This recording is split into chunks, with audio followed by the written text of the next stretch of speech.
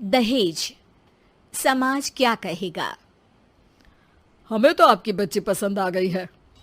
हमारे लड़के की कद काठी के हिसाब से देखे तो दोनों की जोड़ी बहुत अच्छी लगेगी। जैसा आप सही समझे। बेटा योगेश, तुम दोनों को अगर टाइम चाहिए तो आपस में अकेले में कुछ बात कर सकते हो। हम बाहर चले जाते हैं।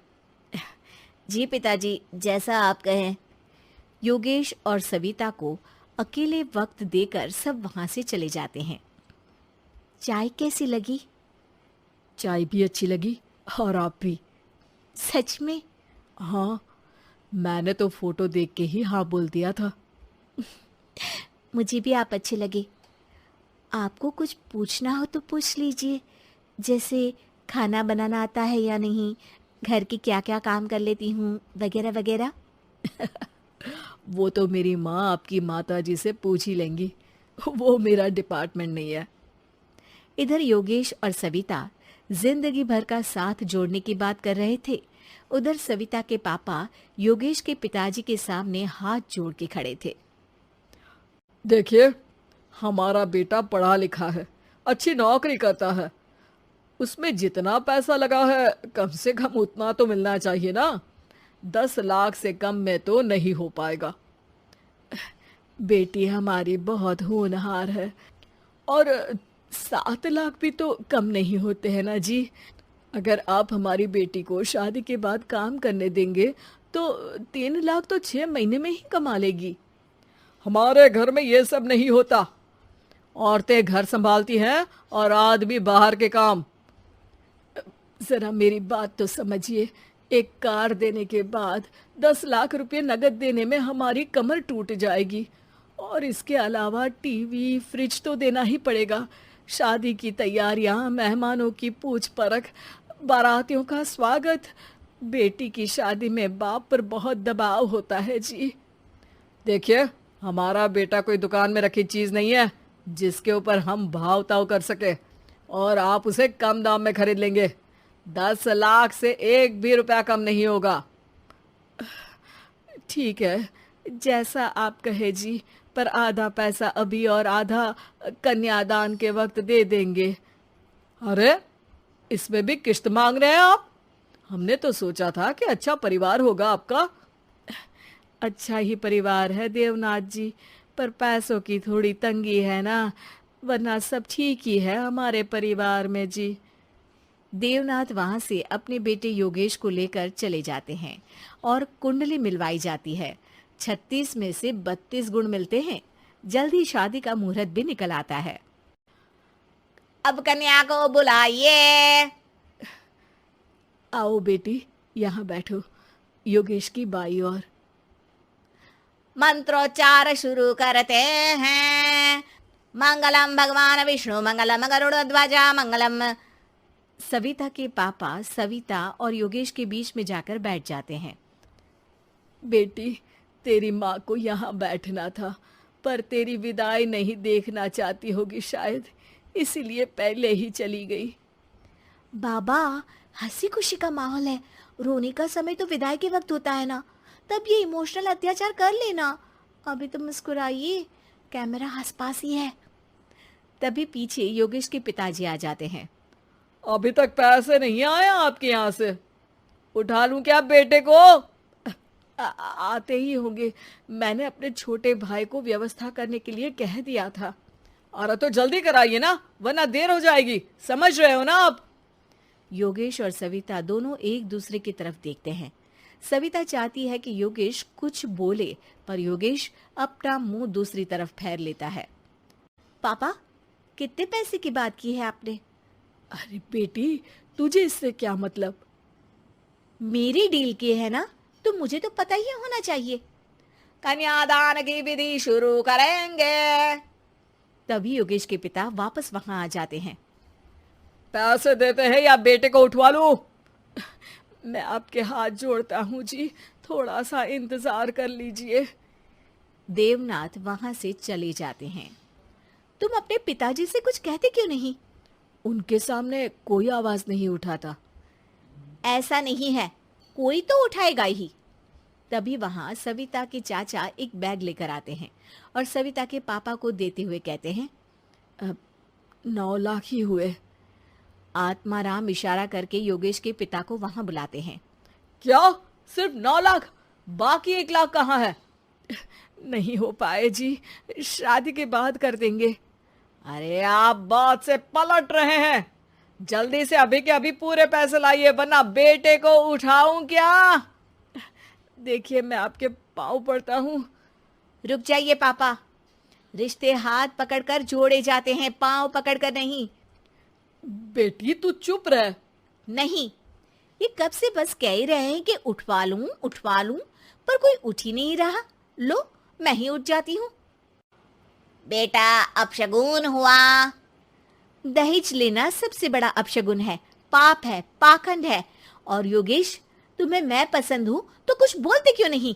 और तुम्हारे पिताजी, अरे देवनाथ जी, आपके नाम में ही बस देव है, काम तो आपके असुरों जैसे हैं। पर गलती आपकी नहीं, गलती मेरे पिताजी की है, जो आप जैसे लोगों को घर की दहलीज भी चढ़ने देते हैं। लेकिन एक बात साफ है, मैं आपके घर की दहलीज कभी नहीं चढ़ूंगी। अरे बेटा, समाज क्या कहेगा? यही कहेगा कि सविता के भीतर की माँ दुर्गा जाग गई थी, जिसने पापा के खिलाफ, गलत के खिलाफ आवाज उठाई। आसपास के लोगों ने जोरदार तालियां बजाई। समाज की तालियों से पता चला कि समाज क्या कहेगा। समाज ने सविता की बात को स्वीकार भी किया और उसको अपने सर आंखों पर भी बिठा लिया। सविता के पिता में हिम्मत जागी और उन्होंने कहा, देवनाथ जी, आप कह रहे थे ना बेटे को उठा लूं क्या? उठा लीजिए। हमारी बेटी को आपका लड़का पसंद नहीं है और हमें आप। बहू बनी मुसीबत। गांव माधोपुर में शशि बहन का परिवार रहता था। शशि का एक बेटा, बहू और बेटी थी। पति और बेटा किसान थे, जो सुबह खेत में जाते और सारा दिन मेहनत के बाद शाम को घर लौटते। शीला भी घर में रहकर सिलाई का काम करती। शीला की बेटी भी बड़ी समझदार थी। वो घर के काम में माँ का हाथ बटाती। लेकिन बहू का हाल निराला था।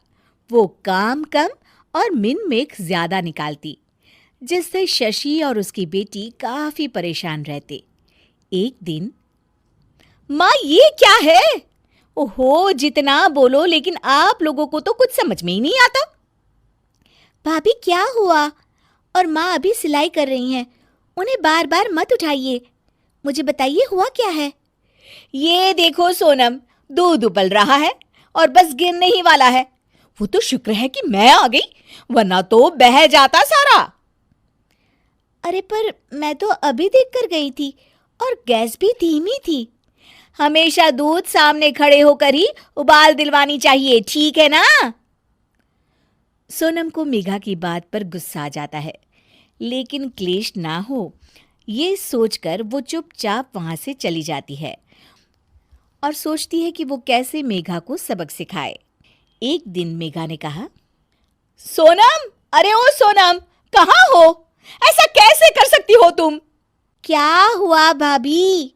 जब देखो परेशान सी घूमती हो। खुश रहा करो भाभी, इससे ना स्किन ग्लो करती है।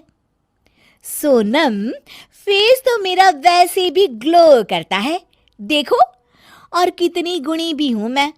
तुम्हें तो शादी करके दूसरे घर जाना है। देखो जरा, देखो अपने कमरे का हाल देखो, सारा संतरे का छिलका जमीन पर फैला है। अरे ससुराल में ऐसे ही रहोगी क्या?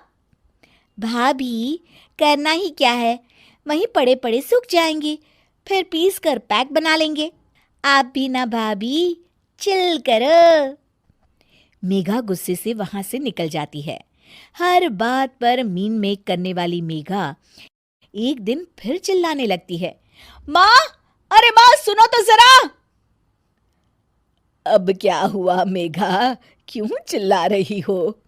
माँ ये देखो, देखो जरा ये कांच का कटोरा जिसे टेबल के किनारे रखा है। अरे किसी का एक हाथ लगेगा और ये गिरकर टूट जाएगा। तभी मेघा के कमरे से कुछ गिरने की आवाज आती है। वो भागकर कमरे में जाती है, जहां उसके पीछे शशि भी आ जाती है। मेघा के कमरे में उसका शीशा गिर जाता है। लगता है बहू, तुमने अपना शीशा कोने में रखा होगा, तभी गिर गया। जरा दूसरों को सीख देने से पहले खुद भी अमल कर लिया करो। वहीं कमरे में पर्दे के पीछे छिपी सोनम हंस रही होती है।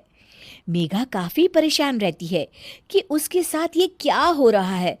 वो सोचती है कि कैसे वो अपनी सास और ननद के सामने खुद को होशियार साबित करे। एक दिन मेघा सोनम से कहती है, सोनम, आज ना मैं तुम लोगों को चाइनीज बनाकर खिलाती हूँ। देखना मैं कितना अच्छा खाना बना लेती हूँ। फिर तुम भी ना ससुराल जाकर वैसा ही खाना बनाना और सबका दिल जीत लेना। मेघा किचन में जाती है।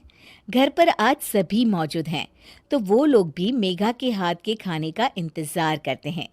किचन में मेघा ढेर सारा चाउमीन बनाती है और हर किसी की प्लेट में डालकर सबको दे देती है। अचानक उसका पति हिमांशु बोल उठता है, थू, थू, क्या है ये, कितना गंदा बना है, छी। मेघा की शक्ल रोनी सी हो जाती है कि तभी सोनम बोल पड़ती है, ओहो भाभी, ये क्या बनाया है? ऐसा बनाऊंगी मैं ससुराल में जाकर, तो वो लोग तो पक्का मुझे भगा देंगे ऐसा खाना खाकर। पूरा घर हंसने लगता है।